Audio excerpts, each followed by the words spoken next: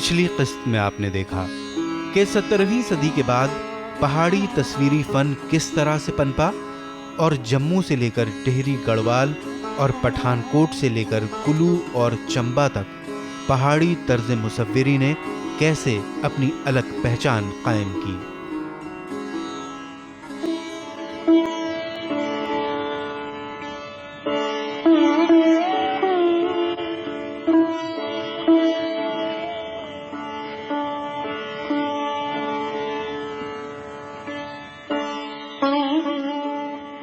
हिंदुस्तानी painting के बेहतरीन नमूनों का बहुत बड़ा हिस्सा दक्कन के पुरस्कार सुल्तान के दौरे हुकूमत में 16वीं और 17वीं सदी के दौरान सामने आया। मिनिएचर पेंटिंग की तर्ज जो दक्कनी सल्तनत के दौरान फला फूला, उसे दक्कनी मिनिएचर के नाम से जाना जाता है।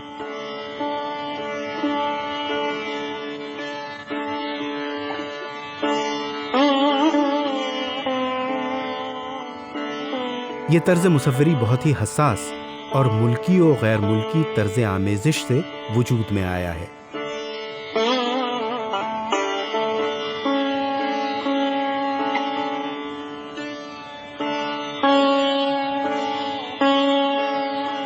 ये तस्वीरें जहां विजयनगर की वॉल पेंटिंग से गहरी ममासलत रखती हैं, वहीं फूलों की टहनियों का पस मंजर वसीओ अरीज उफ़क़ की मंजरकशी में फारसी असरात भी रखती हैं।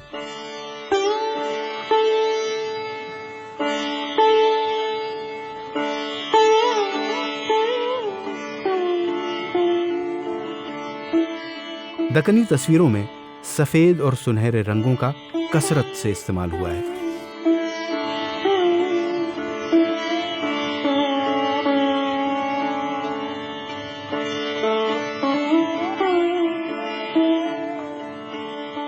अर्ली 14th सेंचुरी में ये मोहम्मद बिन तुगलक वगैरह का ज़माना है। वहाँ पे दक्कन में एक बहमनी सल्तनत इस्टेब्लिश होती है, यानी पूरा दक्कन का इलाका अब दिल्ली सल्तनत से आज़ाद हो जाता है। अब वो तकरीबन ये मामला तकरीबन 100 साल चलता है। उसके बाद वो बहमनी सल्तनत भी 4-5 दक्कनी सल्तनत में मर्ज होती हैं। वो बहुत पावरफुल दक्कनी सल्तनत होती हैं, जिसमें बीजापुर, गोलकुंडा, बीदर, खानदेश ये सब मशहूर रही हैं। और उन्होंने अपने पावर को लेजिटिमाइज़ करने के लिए once again art, historical objects, किलों को, गेट्स को, पुराने जो चोला चालुक्य पुरानी जो सल्तनतें थीं, जो किंगडम्स थीं, उनके जो रिमेन्स थे, उनकी जो एंटीक पीसेस थीं, उनको ला करके दोबारा यूज़ किया है 15th-16th सेंचुरी में अपने पावर को लेजिटिमाइज़ करने के लिए। तो वहाँ पे उन्होंने बहुत पॉलिटिकल स्टेबिलिटी, एक्सीलेंस जो उनके लिटरेचर में देखने को मिलता है, उनके आर्किटेक्चर, पेंटिंग में देखने को मिलता है। दक्कनी स्कूल जो है ना, इन सारे स्कूलों से बिल्कुल अलग है, क्योंकि दक्कन में जो पेंटिंग का ट्रेडिशन है वो मुग़लों के आने से पहले शुरू हो गया था।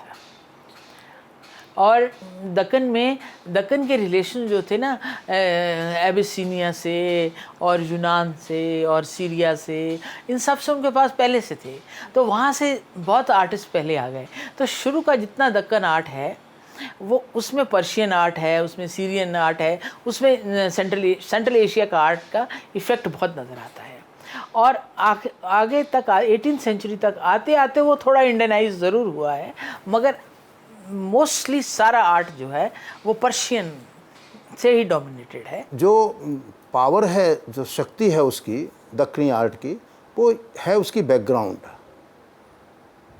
बड़ी जीवंत ली है। थीम कहीं से भी लाए हों, लेकिन बड़े खूबसूरत पेड़ वगैरह बनाए हैं, बड़े एलॉबरेट पेड़ बने, पहाड़ बने, बहुत सारे जो बैकग्राउंड का नज़रिया है बहुत अच्छा है, बहुत अलग है। तो उसी से है। और दूसरा ये कि फिगर्स बड़ी जीवंत हैं।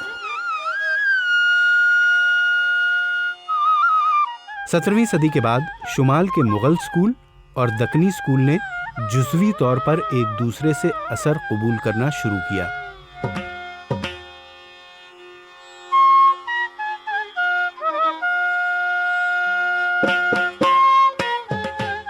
मशरिक़ वुस्ता बिलखुसूस ईरान से मजबूत सक़ाफ़ती रब्त की वजह से, दक्कनी आर्ट के ईरानी तर्ज की वजह से बड़े बड़े फ़नकार भी मशकूक हो जाते हैं और 1930 से पहले की बहुत अहम तख्लीक़ात को हिंदी, फ़ारसी या मुग़ल बताया जाता है।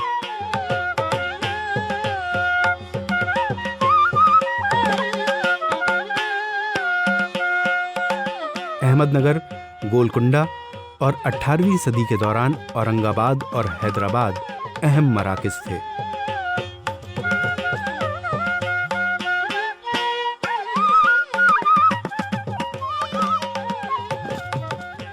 जो नॉर्थ इंडियन पेंटिंग्स की थीम थी, उनकी थीम वो नहीं थी।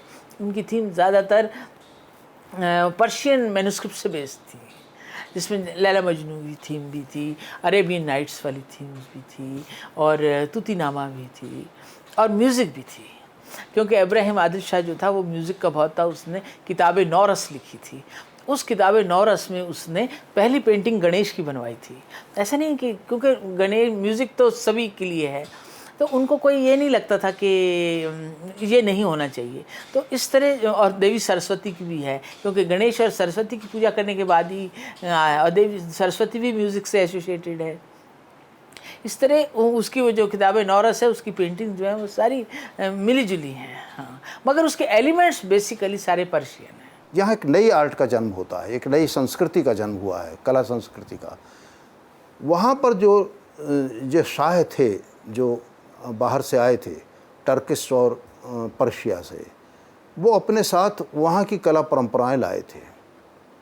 उन्होंने धरती ज़रूर हिंदुस्तान की इस्तेमाल की, लेकिन उन्हीं कला परंपराओं को यहाँ पर स्थापित कर दिया और वही की कला परंपराओं को यहाँ प्रदर्शित किया। इनकी आर्ट का अंतर ये था कि इन्होंने एक तरह से कहा जाए कि मिश्रण ज़रूर किया है। थोड़े बहुत एलिमेंट तो लिए हैं, आमों के पेड़ ले लिए, दक्षिण के पहाड़ ले लिए, कुछ थोड़े बहुत फिगर्स ले लिए, क्योंकि सबॉर्डिनेट फिगर्स तो हिंदुस्तान के लेना पड़ेंगे। राजा भले ही वहाँ का ले लिया है, शाह वहाँ का है, लेकिन उसके अलावा जो और 4 आदमी हैं वो तो यहीं के थे। तो एक तरह से ये देखा जाए कि मिलावट है, मिश्रण है, लेकिन केमिस्ट्री नहीं हो पाई, केमिकल उसका कंपाउंडिंग नहीं हुआ है जो मुग़ल आर्ट में मिलता है। तो यहाँ पर दक्षिणी आर्ट में जो सबसे ख़ास बात है वो यही है कि उसमें यथावत एलिमेंट्स इस्तेमाल किए गए हैं, टर्किश आर्ट के और पर्शियन आर्ट के। इब्तिदाई दौर 16वीं सदी के आगाज में बीजापुर के आदिल शाह के दरबार से नमूदार होता है। 1489-90 में ईरानी मुहाजिर यूसुफ आदिल शाह, जो सिपाही से तरक्की पाकर बादशाह के मकाम तक पहुंचा था, उसने बीजापुर में आदिल शाही हुकूमत की बुनियाद रखी। उसकी दावत पर बहुत से ईरानी, फारसी और तुर्की पेंटर, खत्तात और दानिश्वर उसके दरबार में आए। इस्लामी तर्ज फ़न में माहिर ये मुहाजिर फ़नकार खालिस इस्लामी मौज़ूआत और इस्लामी इस्तिलाहात को अपनी मुसव्वरी में फ़न का जामा पहनाते।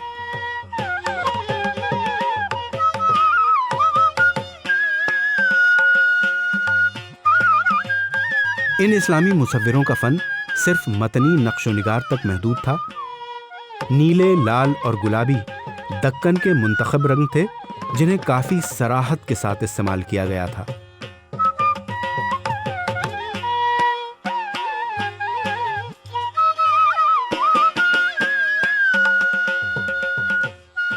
डिज़ाइनिंग की तर्ज ज्योमेट्रिकल और बहुत ही मुतनासिब थी।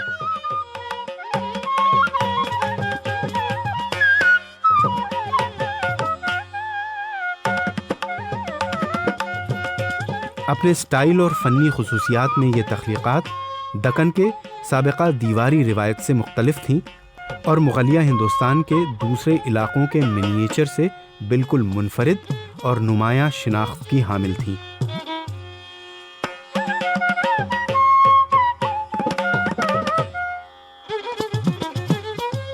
इन तस्वीरों में नज़र आने वाली औरतें लंबी, पतली और जुनूबी हिंदुस्तान की पोशाक में होती।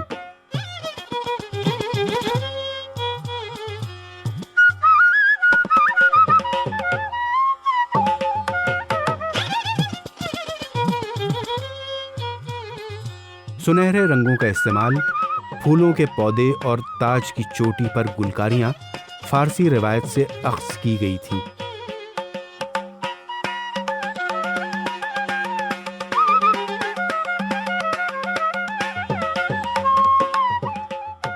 बीजापुर का एक जो पेंटिंग है जिसको काफ़ी लैंडमार्क जिसे कहना चाहिए मानते हैं, वो है योगिनी। बीजापुर की, और वो अभी चेस्टर बीटी लाइब्रेरी वहाँ डबलिन में है, और उसको काफ़ी उसमें पर्शियन इन्फ्लुएंस जो है डायरेक्ट दिखाई देता है एक तरह से देखा जाए। और उसके सिवा जैसे वहाँ के उस पे ना शाहजहाँ के काल का काफ़ी कुछ इन्फ्लुएंस वो भी दिखाई देता है। दक्कनी तसव्वुर मुसव्वरी का पुरअसरार और मुख्तसर दौर 16वीं सदी के अवाखिर में अहमदनगर के दरबार से शुरू होता है। मुख्तसर इसलिए कि ये सिर्फ 3 दहाइयों तक बाकी रहा, और पुरअसरार इसलिए कि न तो इसके पेशरो का कुछ निशान मिलता है और न इसके अंजाम का, और न ही इसके माहिरीन फ़न, और न ही इसके सरपरस्तों की कोई शिनाख्त मिलती है।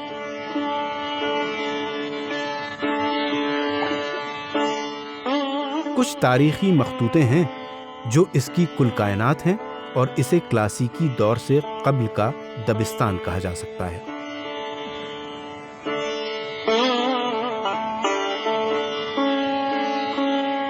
तीन अजीम क्लासिकी खाके जो बहुत ही अहम बारीक हैं और लतीफ़ तस्वीरों में से हैं, बाकी रह गए हैं, और इस तर्ज की चंद मज़ीद तस्वीरें हैं जो इन 3 अजीम खाकों से मिलते जुलते हैं, लेकिन इनका इजहार बहुत वाज़े नहीं है, वो भी बाकी बचे हैं।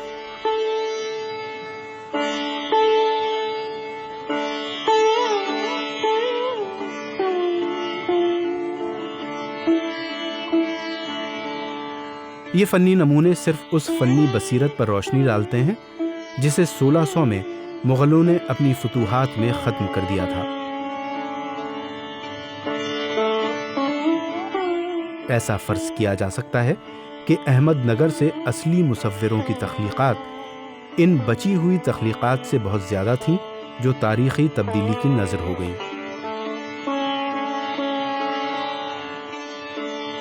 हरचंद की दक्कनी मराकिज़ मुग़लिया दबिस्तान के किसी भी मिक़दार में माहसल हों, ये भी कहना मशकूक है।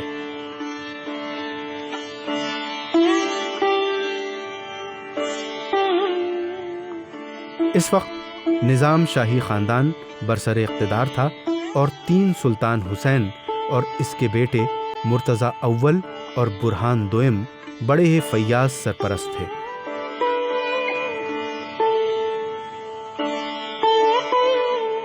बची हुई इब्तिदाई पेंटिंग हुसैन की हुकूमत पर रोशनी डालती हैं, और आफ़ताबी की तसनीफ़ तारीफ़ हुसैन शाही भारत इतिहास संशोधक मंडल पुणे में मौजूद है।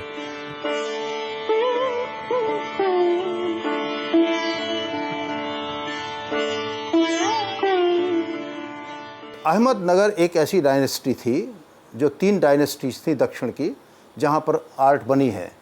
उसमें बीजापुर, अहमदनगर और गोलकोंडा, बाद में चल कर के औरंगाबाद और हैदराबाद भी शामिल हो गए। ये 5 सेंटर्स ज़्यादातर माने जाते हैं, और बीदर वगैरह भी हैं, ऐसे छोटे मोटे और सेंटर्स भी हैं, लेकिन मेजर सेंटर्स 3 थे, गोलकोंडा, अहमदनगर और बीजापुर, ये 3 थे। इनमें से बीजापुर और गोलकोंडा में सीधे सीधे टर्किश और पर्शियन ओरिजिन के लोग आकर के इन लोगों ने कैप्चर किया था और अपने शासन की स्थापना की। अहमदनगर में जिसने शासन किया, जो स्थापना की, वो एक भारतीय नारी से जन्म लिया हुआ आदमी था। जैसा जहांगीर का मामला था कि अकबर और हिंदू पत्नी से जन्म लेकर के, तो नेचुरल है कि उनमें कहीं ना कहीं संस्कार तो आ ही जाते हैं। तो वो वहाँ पर जो था, वो उस जो शाह था, वो हिंदू स्त्री से जो उसका जन्म हुआ था, तो स्वाभाविक है कि उसमें और उनके दोनों के सोच में अंतर था। तो जो अहमदनगर की डायनेस्टी है, उनकी आर्ट में हिंदू एलिमेंट थोड़ा ज़्यादा मिलता है और पर्शियन एलिमेंट कम मिलता है, लेकिन इसका अर्थ ये नहीं है कि दोनों का मिक्स्ड हो गया है, एलिमेंट दोनों अलग अलग दिखते हैं। गोलकुंडा मुसव्वरी की खुसूसियात और उसकी तारीख़ की तामीर नौ का मामला दीगर दक्कनी दबिस्तानों से जुदागाना है। ना तो अहमदनगर की मुसव्वरी की सादगी बाकी रही, ना ही पुरशिकोह इंसानी तस्वीरें, और ना ही बीजापुर की पुरअसरारियत और रूमानी फ़ज़ा का मुकाबला किया जा सकता है। सफ़वी और मुग़लिया तर्ज़ मुसव्विरी से करीब होने की वजह से इस मकतबे फ़िक्र की पूरी तारीख़ इसी से भरी है। इसके सरपरस्त कुतुब शाही ने भी गैर मुल्की तर्ज़ मुसव्विरी से लुत्फ़ लेने की कोशिश की। उन्होंने पूरे हिंदुस्तान, ईरान और मरकज़ी एशिया से पेंटरों को मुलाजिम रखा और सफ़वी असरात ही मुक़द्दम रहे। गोया गोलकुंडा स्कूल दीगर दक्कनी स्कूलों की बनिस्बत हकीकत से कम करीब है।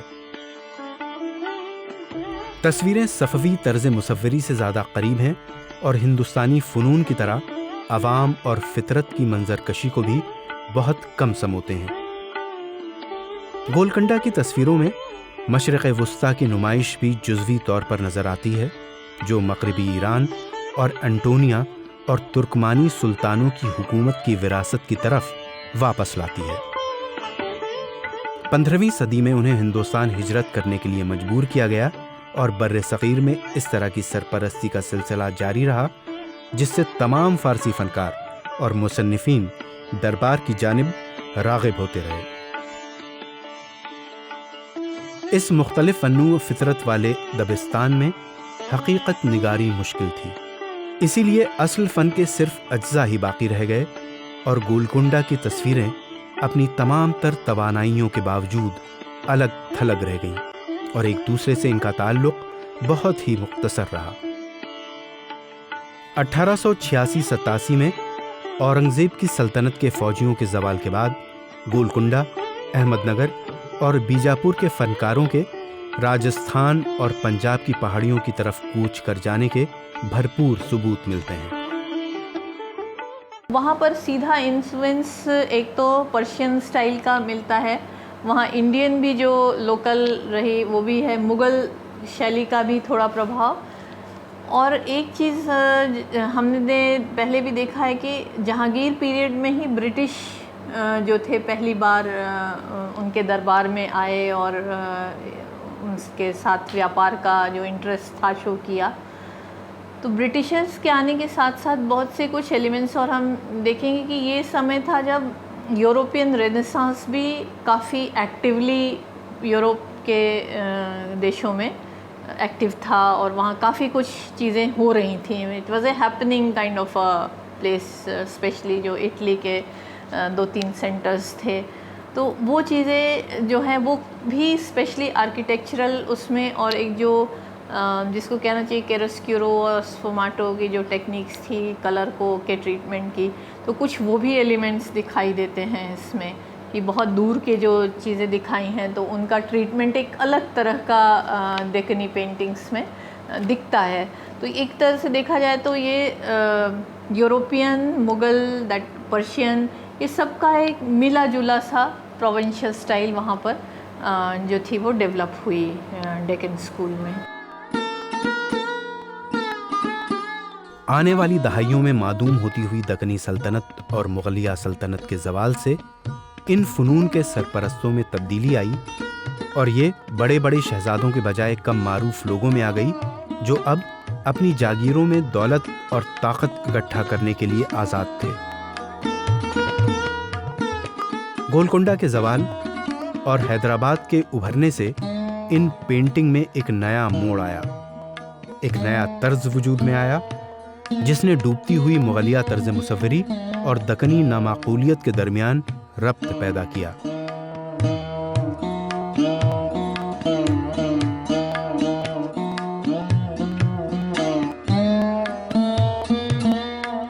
ज़्यादातर मौज़ूआत संजीदगी से पेंट किए जाते, लेकिन भड़कीले रंग और शक्ल तसव्वुर में पेश किए जाते, जिससे फ़नकारों के राह फरार की नुमाइश सामने आ जाती।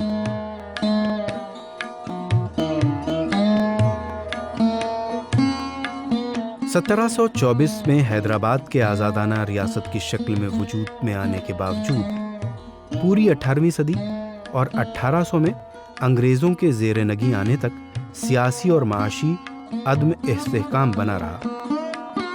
इन मुश्किल औक़ात ने दक्कनी मुसव्विरी को मुंतकिल कर दिया।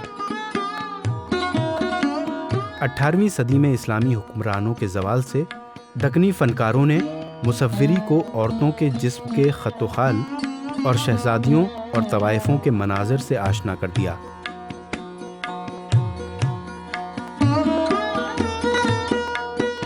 जबकि मर्दों की तस्वीरों में खुश्की और तकरार नजर आती है।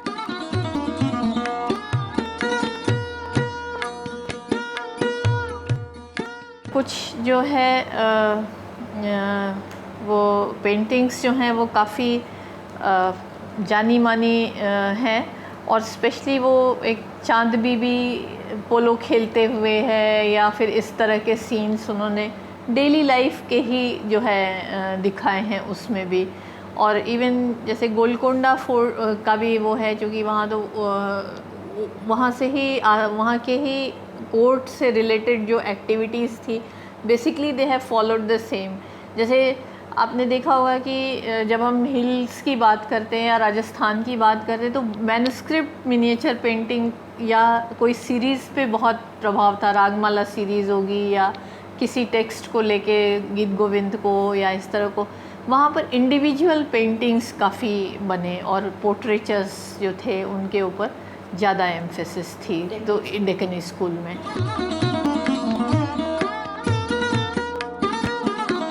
इन फ़नून की सरपरस्ती के लिए बेशतर शहजादों को माली मुश्किलात का सामना था, फिर भी कुछ अहम पेंटिंग सामने आई, खास तौर से सूबाई मराकज़ में, जहां फनकारों ने हैदराबाद से ज़्यादा असल पर जोर देते हुए काम किया और मराठा हुक्मरानों के दरबारों में भी, जो दसियों साल से मुग़लों से गुरिल्ला लड़ाई लड़ रहे थे।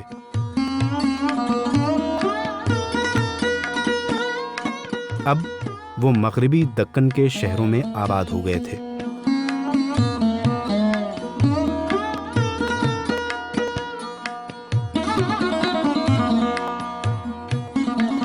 आज की किस्त में आपने देखा दक्कनी तस्वीरों में सफ़ेद और सुनहरे रंगों का कसरत से इस्तेमाल हुआ है कि दक्कनी मुसव्विरी बहुत ही हसास और मुल्की और गैर मुल्की तर्ज आमेज़िश से वजूद में आया। ये तस्वीरें विजयनगर की वॉल पेंटिंग से गहरी मसामलत रखने के साथ साथ फूलों की टहनियों के पस मंज़र, वसीओ अरीज़ उफ़क़ की मंजरकशी में फ़ारसी असरात भी रखती हैं।